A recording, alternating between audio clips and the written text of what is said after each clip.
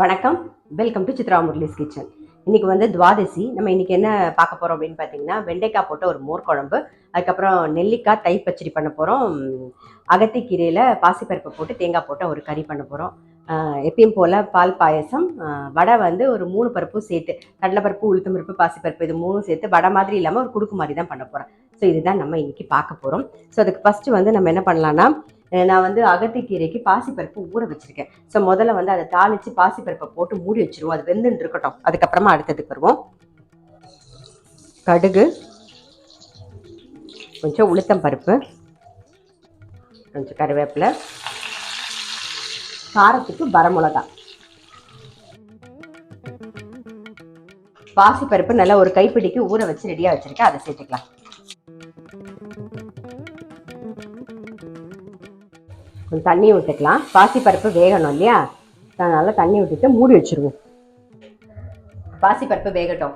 அடுத்தது நம்ம மோர் குழம்பு தான் பண்ண போறோம். அதுக்கு வந்து ஒரே 1 டீஸ்பூன் வந்து துவரம்பருப்பு, ஒரு 1/2 டீஸ்பூன் சீரகம், ஒரு பிஞ்ச் வந்து வெந்தயம், அப்புறம் ஒரே 1 டீஸ்பூன் வந்து தனியா, இதெல்லாம் ஊற வச்சு ரெடியா எடுத்து வச்சிருக்கு. அப்புறம் ஒரு 1/2 டீஸ்பூனுக்கு வந்து அரிசி ஊற வச்சு ரெடியா இருக்கு. இது கூட தேங்காயும் பச்சை மிளகா அப்புறம் இஞ்சியும் சேர்த்து அரைச்சிக்கலாம்.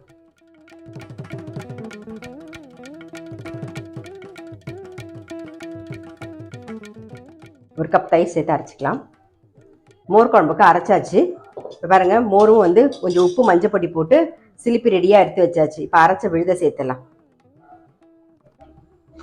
அப்படியே நல்லா நுரைச்சி வரணும். கொஞ்சம் தண்ணி விட்டு அலம்பிக்கலாம்.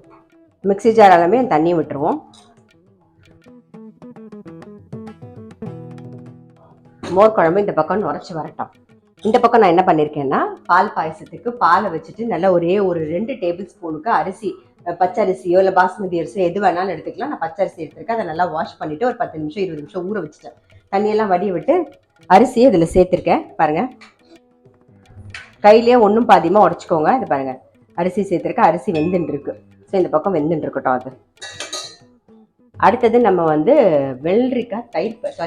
நெல்லிக்காய் தயிர் பச்சடி தான் நம்ம பண்ண போகிறோம். ஸோ அதுக்கு அரைச்சிக்கிறது என்னன்னு பார்த்துடலாம்.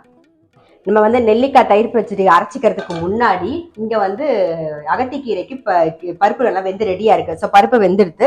அகத்திக்கீரையை கையில் பிச்சு போட்டுக்கோங்க. நல்லா அலம்பிட்டு நான் கையில் பிச்சு போட்டு வச்சுருக்கேன். அதை சேர்த்துடலாம். கீரைக்கு உப்பு இப்போ சேர்க்க வேண்டாம், கொஞ்சம் ஓப்பன்லேயே வேகட்டும், அதுக்கப்புறமா சேர்த்துக்கலாம். இப்போ நெல்லிக்காய் தயிர் பச்சடிக்கு அரைச்சிக்கலாம். தேங்காய், ஒரே ஒரு பச்சை மிளகா, ஒரு சின்ன துண்டு இஞ்சி, நல்ல பெரிய சைஸில் ஒரே ஒரு நெல்லிக்காய் கட் பண்ணி வச்சுருக்கேன். அதையும் சேர்த்துக்கிறேன். தயிர் விட்டு அரைச்சிக்கலாம். அரைச்சாச்சு. இந்த பக்கம் தயிர் ரெடியாக இருக்குது. நம்ம அரைச்ச விழுத சேர்த்துடலாம். இப்போ நெல்லிக்காய் தயிர் பச்சடிக்கு தேவையான உப்பையும் சேர்த்துருவோம். அவ்வளோதான். நல்லா மிக்ஸ் பண்ணிவிட்டு தாளிக்க மட்டும் தாளிச்சிக்கலாம். அப்புறம் மோர் குழம்பு இந்த பக்கம் நுரைச்சி வந்துடுது. நான் ஆஃப் பண்ணிடுறேன். இந்த பக்கம் நம்மளோட அகத்திக்கீரையும் நல்லா வெந்துடுது. அதுக்கு தேவையான உப்பை போட்டுடலாம். கீரை எப்பயுமே வெந்ததுக்கு அப்புறம் உப்பு போடுங்க. அப்போ தான் நமக்கு கரெக்டாக இருக்கும். ஏன்னா வேகிறதுக்கு முன்னாடி நல்லா நிறைய இருக்கிற மாதிரி தெரியும் நமக்கு.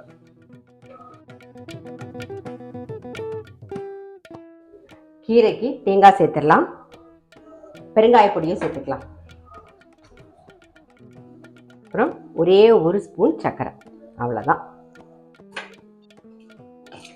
என்னுடைய அகத்திக்கீரை கறியும் ரெடி. எடுத்து வச்சிருவோம். பாயசத்தில் சேர்த்துருந்த அரிசி நல்லா வெந்தெடுத்து இதுக்கு குங்குமப்பூ கொஞ்சம் சேர்த்துக்கலாம். பாலில் கரைச்சி வச்சுருக்கேன், அதை சேர்த்துக்கிறேன். நான் 1/2 லிட்டர் பால் எடுத்திருந்தேன். அது தேவையான சர்க்கரை. சர்க்கரை சேர்த்து ஒரு கொதி வரட்டும். இப்போ பாயசத்துக்கு முந்திரி பருப்பை வறுத்துக்கலாம்.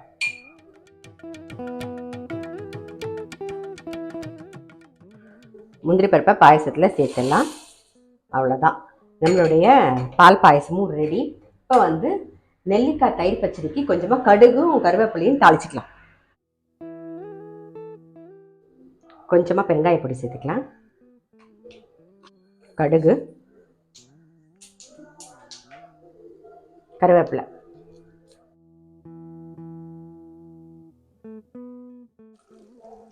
அவ்வளோதான். நெல்லிக்காய் தயிர் பச்சடி ரெடி. இப்போ இந்த பக்கம் மோர் குழம்பும் ரெடியாக இருக்கு இல்லையா, நம்ம வந்து வெண்டைக்காயை வதக்கி சேர்த்துடலாம். அதுக்கு கொஞ்சம் தேங்காய் எண்ணெய் விட்டுப்போம். எப்பயும் போல் மேலாக ஒரு ஸ்பூன் தேங்காய் எண்ணெய் மோர் குழம்புல, கடுகு, சீரகம், கருவேப்பிலை, கட் பண்ணி வச்சிருக்கிற வெண்டைக்காய்.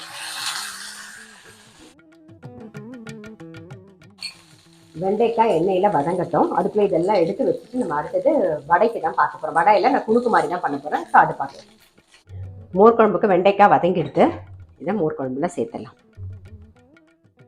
இப்போ அடுத்தது வடைக்கு தான் அரைக்க போகிறோம். அதுக்கு வந்து நல்ல ஒரு 1/2 கப்பு கடலைப்பருப்பு, ஒரு 1/4 கப்பு உளுத்தம்பருப்பு, 1/4 கப்பு பாசிப்பருப்பு, இதெல்லாம் நல்லா வாஷ் பண்ணிவிட்டு 1 மணி நேரம் ஊற வச்சு தண்ணியெல்லாம் வடிய விட்டு எடுத்து வச்சுருக்கேன். பாருங்கள், இதுக்கு உப்பு, காரத்துக்கு தகுந்த மாதிரி வரமிளகா, பெருங்காய பொடி சேர்த்து அரைக்க போகிறோம். அரைச்சி எடுத்துகிட்டு வந்துடலாம்.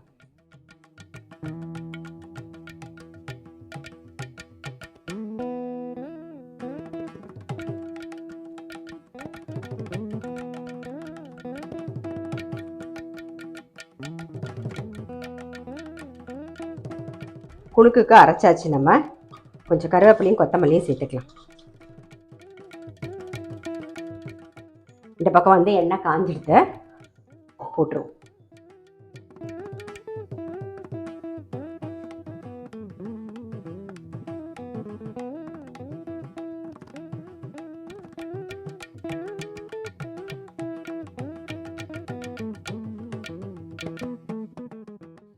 வெந்தயத்தை எடுத்துடலாம்.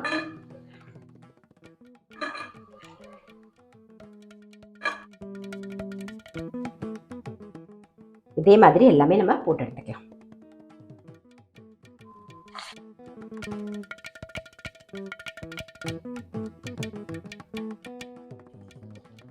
இன்னைக்கு துவாதசிக்கு நான் என்ன பண்ணேன்னு பார்த்துருப்பீங்க. வெண்டைக்காய் போட்ட ஒரு மோர் குழம்பு, நெல்லிக்காய் தயிர் பச்சடி பண்ணோம். அதுக்கப்புறம் வந்து குணுக்கு பால் பாயசம் பண்ணியிருந்தோம். அகத்திக்கீரை தேங்காய் போட்ட கறி. அவ்வளோதான். ரொம்ப ரொம்ப சிம்பிள் சமையல் தான். நீங்கள் வேணும்னா லெமன் ரசம், நெல்லிக்காய் ரசம், இல்லை பொரிச்ச ரசம் எது வேணாலும் பண்ணிக்கலாம். என்ன காய் இருக்கோ அவியலாக கூட நம்ம பண்ணிக்கலாம். ஸோ எது வேணாலும் நம்ம பண்ணிக்கலாம். நான் இன்றைக்கி ரொம்ப சிம்பிளாக பண்ணியிருக்கேன். டெஃபினட்டாக ட்ரை பண்ணி பாருங்கள். அடுத்த வீடியோவில் சந்திக்கலாம்.